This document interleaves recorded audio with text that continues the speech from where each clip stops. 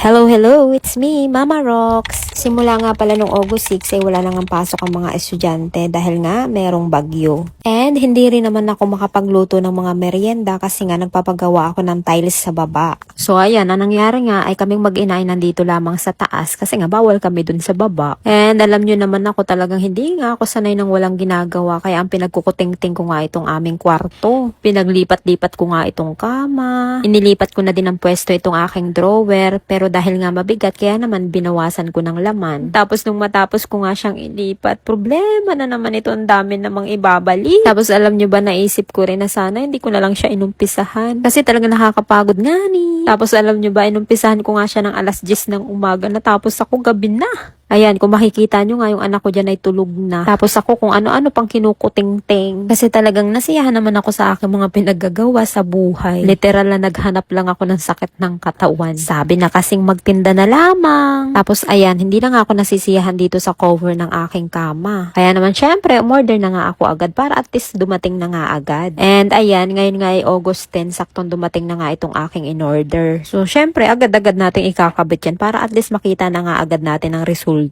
Excited yan siya. Well, anyway, ito nga palang pinapakita ko ay holder nga pala yan ng bedsheet. Para at least nga ay hindi siya nalulukot. So, ayan. Lahat naman halos ng gamit ko dito sa bahay ay sa online ko nga lang binibili. Kasi nga tamad na tamad talaga ako lumabas ng bahay. And alam nyo rin naman na halos nga ng magagandang gamit sa bahay ay sa online na nga nabibili. And ganyan lang naman yan. Ikikilip nyo lang yan sa bawat side ng bedsheet. Para kahit nga magpagulong-gulong ka sa kama ay hindi yan magtatanggalan. Or magugusot ba. So, ayan. Ganyan yan kapag naikabit na. Kahit nga mawala na ng garter ang inyong mga bedsheet ay talagang hindi ka mamomroblema. Alam nyo sa totoo lamang, kaya gusto ko na lamang magtinda ng mga merienda tuwing hapon. Kasi nga syempre nalilibang na ako tapos meron pa akong kinikita. And alam nyo ba, umabsent ka lamang ako ng isang araw sa pagtitinda. Ang dami-dami ko nang naiisip. Kulang na nga lang ay baliktarin ko ang bahay para lamang may magawa. So ayan, dahil nga syempre ginagawa nga yung tiles namin sa baba kaya mula August 6 hanggang August 10 ay tambay nga kami dito sa kwarto.